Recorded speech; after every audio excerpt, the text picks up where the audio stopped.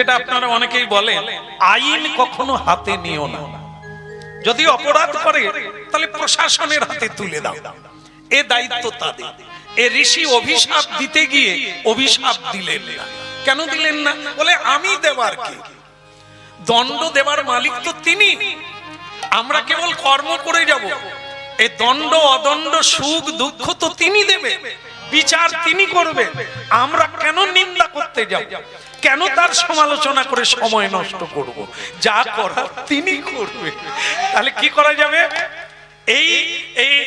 এই যে নালিশটা আমি বরং ভগবান কৃষ্ণকেই জানিয়ে দেব। উনিও কৃষ্ণ ভক্ত, আমিও কৃষ্ণ ভক্ত, তাহলে আমি ওনাকে জানাবো কেন? আমি ওনাকে অভিশাপ দেব কেন? কেন আমার সুকৃতি নষ্ট করব? তার চাইতে আমি ভগবানকে জানাবো। যেমন ভক্তমন্ডলী মায়েরা, আমার মায়েরা যারা আছেন, প্রণাম আপনাদের চরণে। অনেক সময় দেখা যায় বাড়িতে ঝগড়া হয়, আপনাদের এখানে হয়নি বোধ হয়, হয়নি না? ভালো জায়গা, আমি প্রণাম দিয়ে যাই, আবার প্রার্থনা করবো আবার যেন আসি, এখানে কারো ঝগড়া হয় না, এটা ভালো লাগলো। তবে আমাদের ওখানে হয়। ঝগড়া হলে একটা জিনিস হয় কি জানেন তো, যে ঝগড়া করতে পারে সে কোমর বেঁধে করে, সে থামে না, গলা ধরে গেলেও ছাড়ে না। কিন্তু কেউ কেউ আছে দেখবেন দু চার কথা বলার পরে আর পারে না, মানে আর বলতে পারে না। সে তখন কি করে? বল, কত বলবি বল, উপরে ভগবান আছে, তোর বিচার। মানে সে আর পাচ্ছে না। আর যারা পারে তারা তো ছাড়ে না, গলা ধরে গেলেও ছাড়ে না। কেমন? তো যাই হোক, এখন এইরকম একটি ছেলে, যুবক, নতুন বিয়ে করেছে। নতুন বিয়ে, পুরনো বিয়ে নয়, এই বিয়ে করলো। তা বিয়ে করে তার স্ত্রীকে বলছে, খালি উল্টো দিকে তাকা, আমার মা ভালো শিক্ষা দেয়, রান্না করো। আমি এখনই মোড়ের মাথা থেকে আসি, ওই নতুন বউ রান্না করছে। কিন্তু রান্না করলে কি হবে? স্বামী দেবতা যে কি এখনো তো জানেনি। ওই যে মোড়ের মাথায় যায়, তার মোড় যে কোন দিকে ঘুরবে তার তো ঠিক নেই। গেছে এক মোড়ে, আসার সময় কোন মোড় থাকবে এ তো বিধাতাও জানে না, তাই মেয়েটাও জানে না। রান্না করে স্বামী আর আসে না, তো সে মেয়েটা তো নতুন, অল্প বয়সের মেয়ে, তার ঘুম এসে গেছে। সে রান্নাঘরের ঘরের দরজা না বন্ধ করে রান্নাঘরে খাওয়া ঢেকে দিয়ে ঘুমিয়ে পড়েছে। আসে তো আসে, দুটো চোর ঢুকেছে সেই তালা। তারা দেখে কি অপূর্ব গয়নাগাটি তো আছে, ওটা তো পাবোই, খাওয়ারও একটা গন্ধ উঠছে, গরম গরম খাওয়া। মেয়েটা রান্না করেই ঘুমিয়ে পড়েছে। আগে খাওয়ারটা খাই, চোরেরা বলছে চোর, তারপরে চুরি করব। এই চোর খাবার খেতে গিয়ে সময় নষ্ট হয়ে গেছে। ওদিকে তার যে স্বামী দেবতা, তিনি তখন মেজাজ নিয়ে আসছে, না না না না না না না।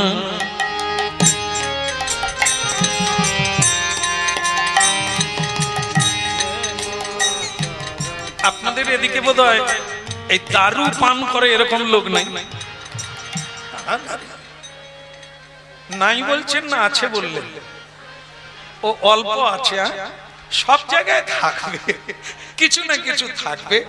তো সেটা নে মা তারা তুলে নে মা, নে মা তারা তুলে নে মা, এ সংসার আর ভালো লাগে না, নে মা তারা তুলে নে মা, তোর সঙ্গে থাকবো, সুরা খাবো, এই বাসনা মনে মোর, নে মা তারা তুলে নে মা, নে মা তারা তুলে নে মা,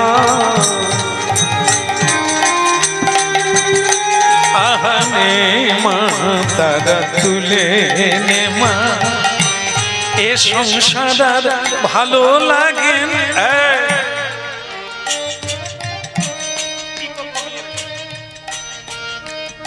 নবাব নন্দিনী কোথায় গেলে? দেখা সাক্ষাৎ নেই কেন? সে তো ঘুমিয়ে পড়েছে। আর চোর দুটো খাবার খেয়ে পালাবার রাস্তা পায় না, স্বামী দেবতা ঢুকে গেছে, চোখ দুটো ওইখানেই লুকিয়ে আছে। জানে না, মেয়েটা উঠেই বলছে, স্বামী এসে গেছো? আমি তো এসেছি, কিন্তু খাবার কোথায়? আগে খাবার তো আমি রান্না করে ঘুমিয়ে গেছো? নবাব নন্দিনী ঘুমোতেইছো? হ্যাঁ, খাবার কোথায়? স্বামী গো আমি জানি না, আমি রান্না করে ঘুমিয়ে পড়েছিলাম, কিন্তু খাবার? তার মানে আমি নেই, অন্য কাকে ডেকে তুমি তাকে তোয়াজ করে দিয়েছো।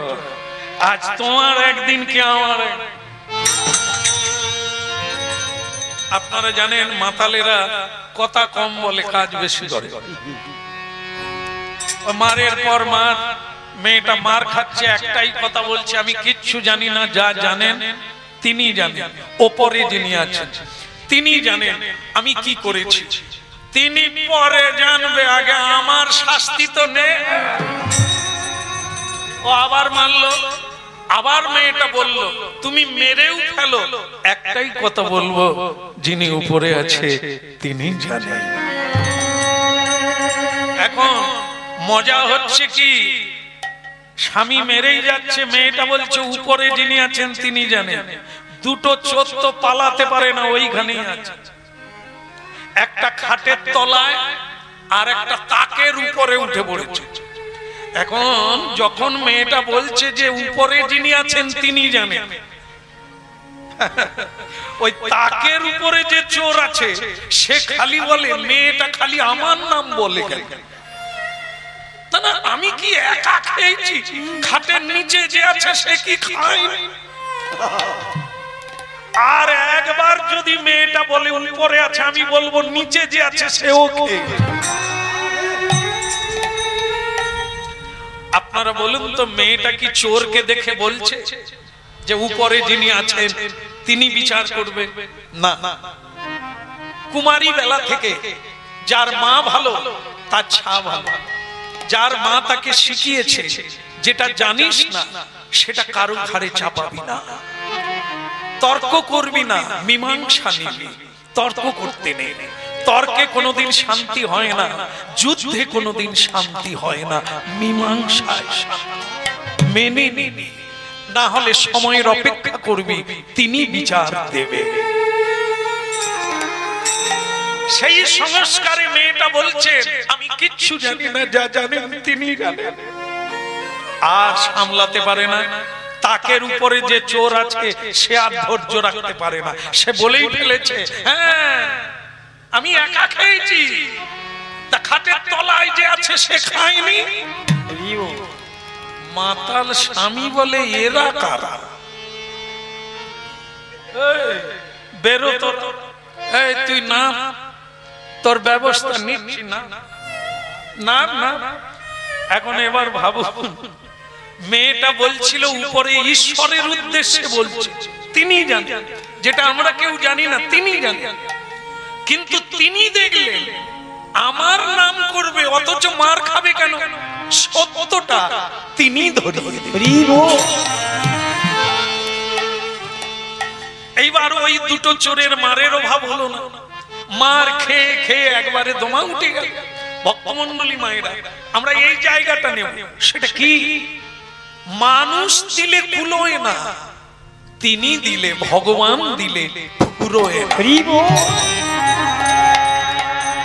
আমরা কাউকে গালাগালি করতে পারি, আমরা কাউকে দণ্ড দিতে পারি, ততটা দিতে পারবো না যতটা তিনি দিলে দেবে। এই জন্য তার অপেক্ষা করতে হয়, তার উপরে ছেড়ে দিতে হয়, বিচার হবেই হবে, এ জন্মে না হয় পর জন্মে হবে।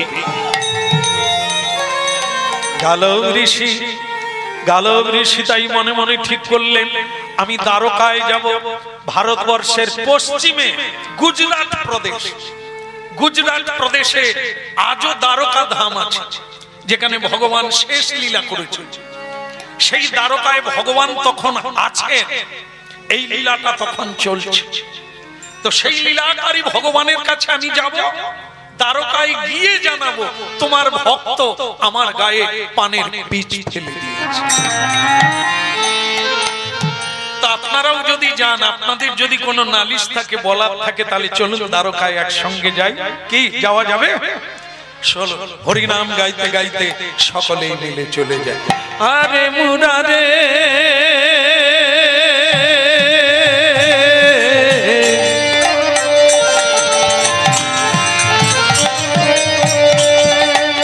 হরিধ্বনি উলুধ্বনি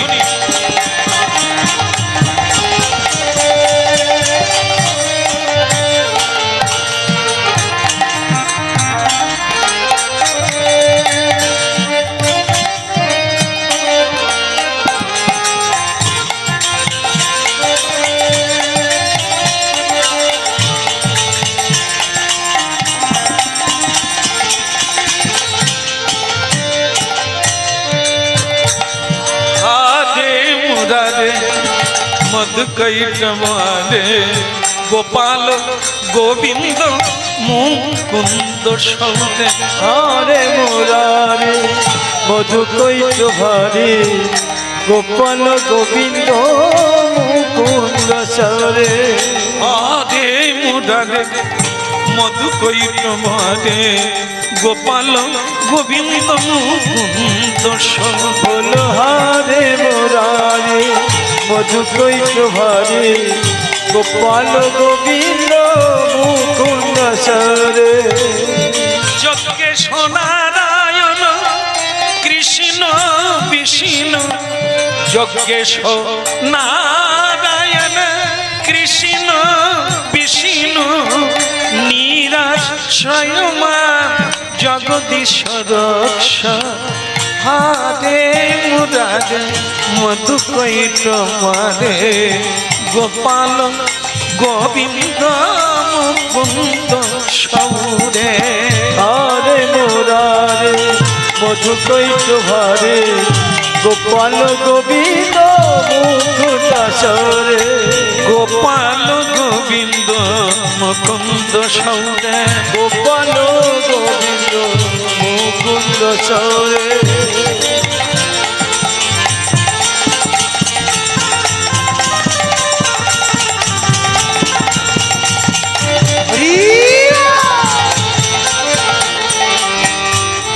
হরে মুরারে মধুকৈটভারে গোপাল গোবিন্দ মুকুন্দ সৌরে। হরে মুরারে মধুকৈটভারে গোপাল গোবিন্দ মুকুন্দ সরে। আপনারা একবার বলুন তো, গোপাল গোবিন্দ মুকুন্দ সৌরে। ওই বললেন না তো? যদি না বলেন যাবেন কি করে? বসে বসে তো যাওয়া যাবে না। হরিনাম গাইলে দ্বারকায় পৌঁছে যাবে। গোপাল গোবিন্দ মুকুন্দ সৌরে।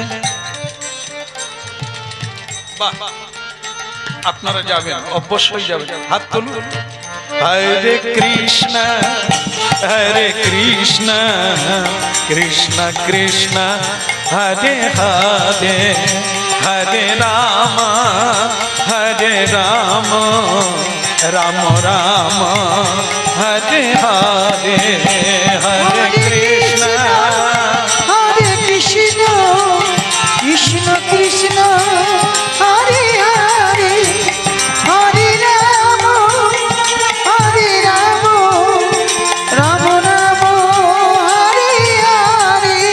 হরে কৃষ্ণ কৃষ্ণ কৃষ্ণ হরে হরে, হরে রাম রাম রাম হরে। বলে ও গৌরাঙ্গ মহাপ্রভু কি জয়। না হয়েছে, একটু জোর করে দিতে হবে। দ্বারকা ধাম কি? না না, এ কথা এই তো আপনাদের মানে কি বলবো, কুন্তি ঘাট পর্যন্ত যেতে পারেন। আর একটু জোরে লাগান, বলিয়ে দ্বারকা ধাম কি? হ্যাঁ, অনেক দূর গেছে গো। এবারে মানে বোম্বাই পর্যন্ত চলে গেছে, ওখান থেকে গুজরাট পৌঁছে দিলেই হবে। বলিয়ে নিত্যানন্দ প্রভু কি? হয়তো এসে গেলাম একবারে। ভগবান কানাইয়া লাল কি? ভগবান কৃষ্ণ তখন সংসার লীলা করছেন, যেটা আমরা করছি উনিও করছেন, যেটা আমরা করছি সংসার জীবন যাপন করছি উনিও করছেন। তবে আমাদের বিয়ে কটা, অনেকের অনেক আছে, হয়তো জানা নাই, বলতে হবে না। বেশিরভাগ লোকে একটা বিয়ে করেছে, তাতেও কতবার বিচার আচার, বিষ খেতে গেছে, গলায় দড়ি দিতে গেছে, আবার টেনে এনে সংসার হচ্ছে, ইত্যাদি ইত্যাদি। কিন্তু ভগবান বিয়ে করেছেন 16,108 জন। ভাই হাঁ কেড়ে গেছে, বলে ও মা কি করে আছে?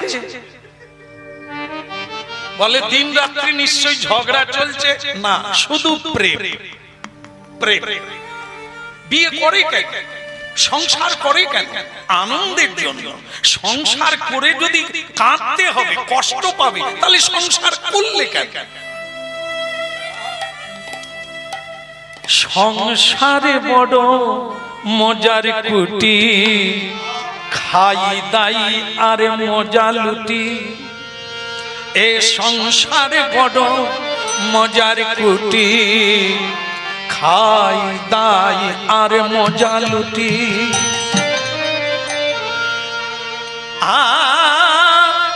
জনক রাজা মহাতেজা, তার কিসে ছিল ত্রুটি? এদিক ওদিক দুদিক রেখে খেয়েছিল দুধের বাটি। দেখো, শুরুতে বলা হয়েছিল আনন্দ নেওয়ার কৌশল জানতে হবে। এখানেই অমৃত আছে, বিষও আছে। বিষ নিয়ে যদি খাই যন্ত্রণায় ছটফট করতে হবে, অমৃত যদি খান আপনি অমর বেনে যাবেন। দেবতারা যেমন সুখে আছেন, আপনিও থাকবেন। এই সেই জায়গা।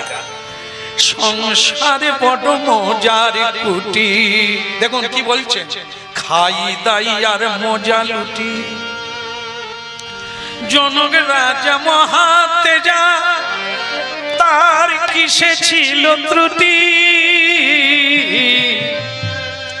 এদিক ওদিক দুদিক রেখে খেয়েছিল দুধের বাটি। সংসারে বড় মজার কুটি। জানতে হবে। আপনাদের বলি, আশ্বিন মাসে দুর্গাপুজো দেখতে যান, প্রতিমা দেখতে যান, একবার ভেবে দেখুন তো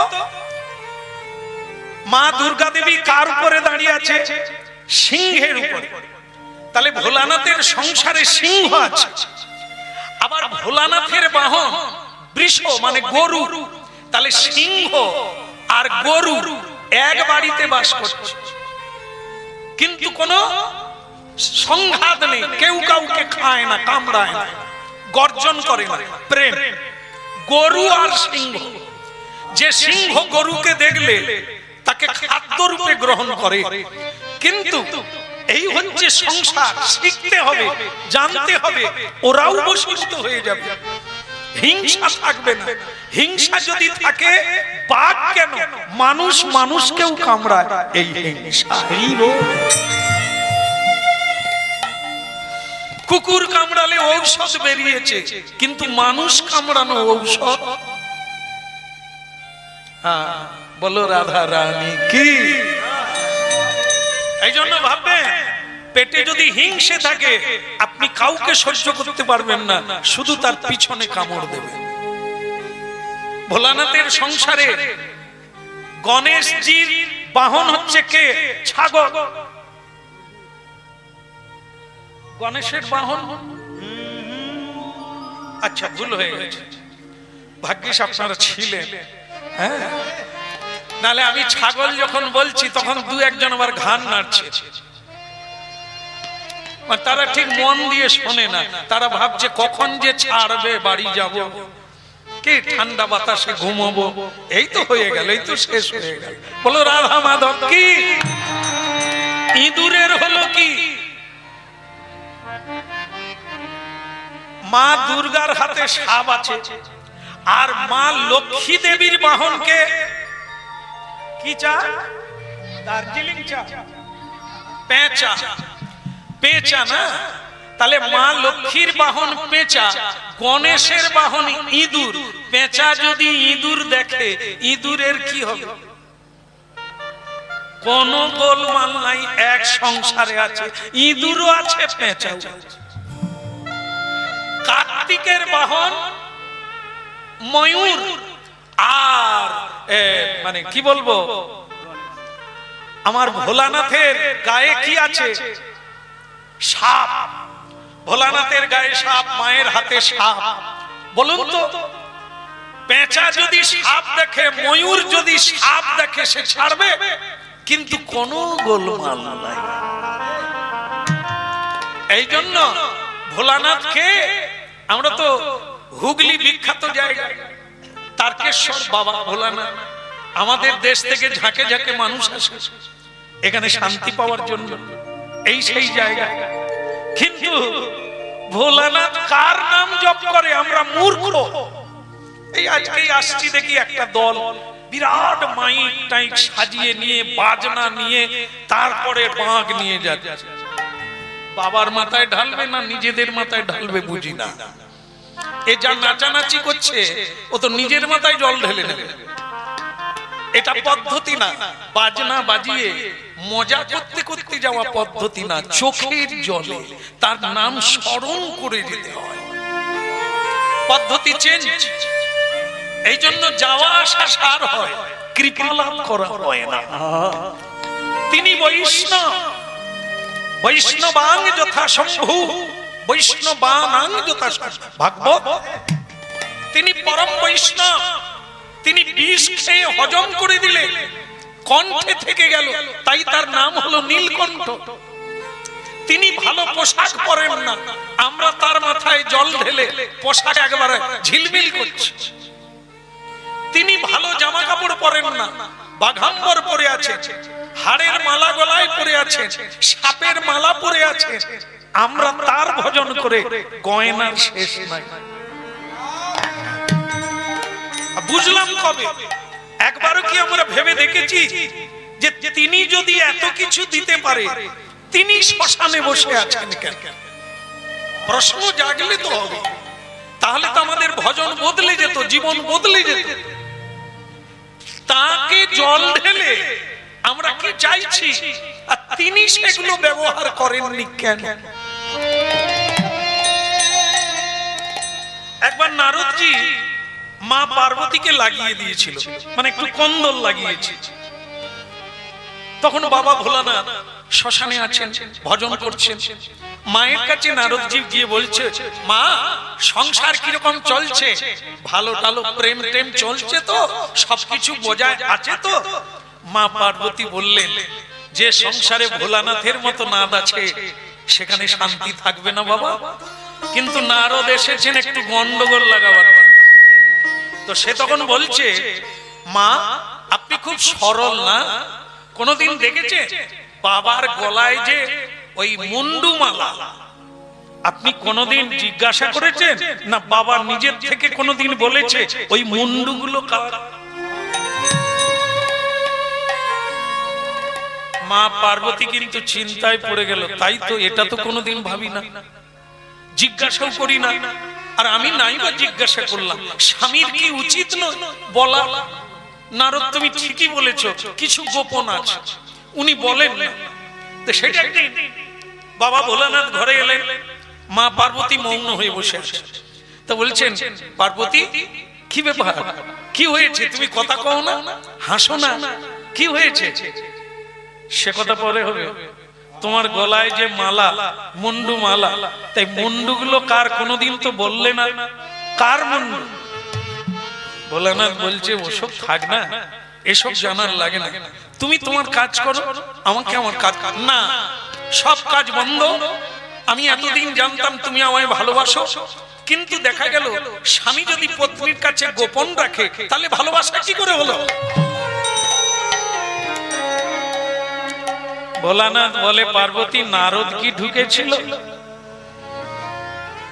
মা পার্বতী বলে, যদি ঢুকে ক্ষতি কি? ওই ওই ওই নিশ্চয়ই বলে গেছে যে আমার গলায় মুন্ডু মালা কার। হ্যাঁ ঠিকই তো, যদিও বলে, সে কি ভুল বলেছে? তুমি কোনোদিন বলেছো মুন্ডুমালা কার? আজকে যদি না বলো, আমি আর রান্নাও করব না, সংসারও করব। বলা না বলে তাহলে বলি, এই আমার গলায় যে মুন্ডুমালা, কিছু মুন্ডু তোমার, আমার, হ্যাঁ তোমার। তুমি যতবার আমাকে পাওয়ার জন্য তপস্যা করেছ, তুমি যখন মরে যাও, আমি তোমার মুন্ডুটাকে আমার মালায় রেখে দিই। আর কিছু মুন্ডু কৃষ্ণ ভক্তদের, তারা মরে গেলে আমি তাদের মাথাটা এনে মালা করে গলায় পরি। তারা যেভাবে সাধনা করলো, কৃষ্ণ নাম করলো, আমি যেন তেমন ভাবে পারি, আমি যেন কৃষ্ণ নাম।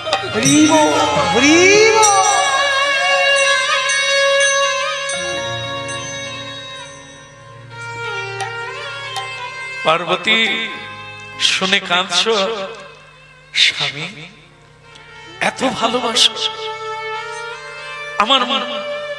আমার মরা মুন্ডুকে তুমি মালা গেঁথে রেখে দিয়েছো। পার্বতী তোমার বলে নয়, তুমি যে তপস্যা করেছিলে, আমি শুধু প্রার্থনা করি যেন আমি ওইভাবে তপস্যা করতে পারি।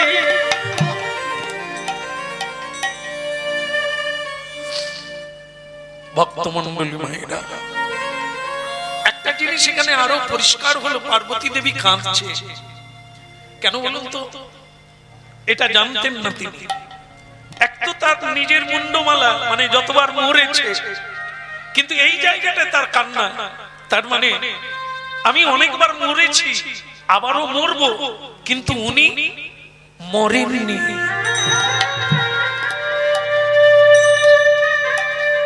উনি মৃত্যু বিনাশী, উনি মৃত্যুঞ্জয়, আর আমি মরণশীল জীব, বারবার জন্ম নিয়েছি, তপস্যা নাই বলে, আর ওনার তপস্যা আছে বলে উনি মৃত্যুকে জয় করে নিয়েছে। দেখো, বাবা তারকেশ্বর চরণে প্রণাম থাকলো আমার প্রিয় ভগবান। দেখো তিনি কেন তপস্যা করছে, কার নাম কীর্তন করছে, আমরা একদমই ভাবি না। যদি ভাবতাম, আমরা এগুলো চাইতাম না, এভাবে তার কাছে যেতাম না। তার কাছে কি চাইতে হয় আমরা জানি না, তার কাছে কৃষ্ণ ভক্তি চাইতে হয়, যেটা ভোলা না শ্মশানে বসে গাইছে।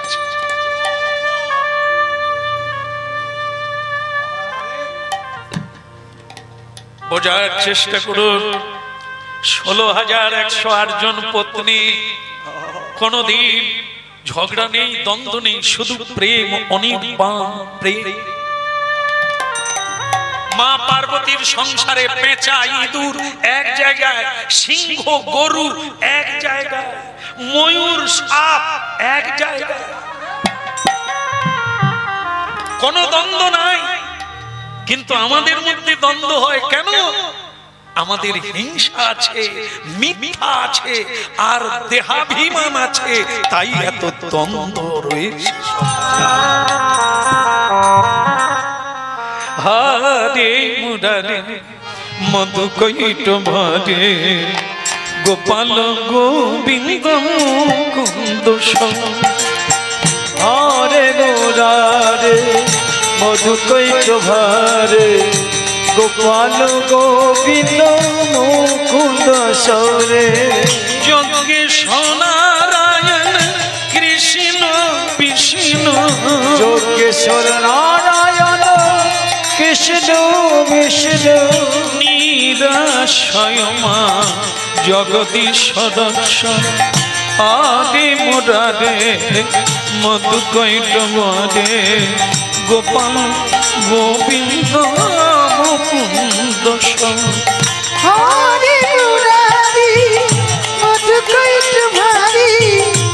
গোপাল গোবিন্দ মুকুন্দ সরে